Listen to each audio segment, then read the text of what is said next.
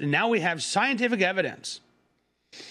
Scientific evidence for what common sense previously told us, that the benefits of firearm laws might not be fully realized until either all states reach a certain threshold level of firearm legislation or more universal federal firearm legislation is enacted. In other words, boy, these states, they can pass really restrictive gun laws, but then there's those states out there with really loose gun laws, and the guns come in from the loose states into the restrictive states, and that's why we need restrictive gun control laws everywhere.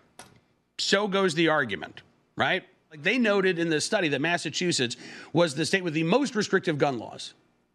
And Vermont, they said, was the state with the least restrictive gun laws.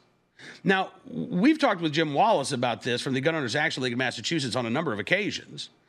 And of the New England states, Massachusetts actually has the highest violent crime. And it's gotten worse since 1998, which was when the big state-level gun control bill was passed in Massachusetts. Closer to my home, actually in my home where I live in Virginia right now, Maryland.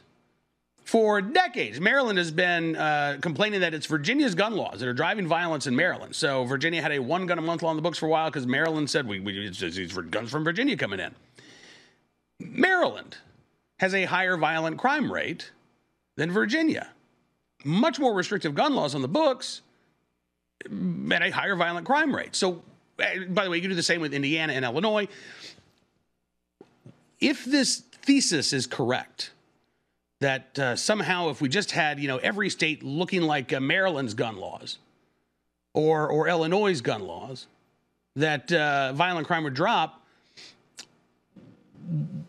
Why are the crime rates lower in some of these states that actually recognize the Second Amendment? I mean, to me, that means the argument, well, let's try Virginia-style laws in Maryland for a few years and see what happens, since Virginia's got a lower violent crime rate. But I think that this has less to do with science and more to do with wanting to find an answer that comports with what you already believe.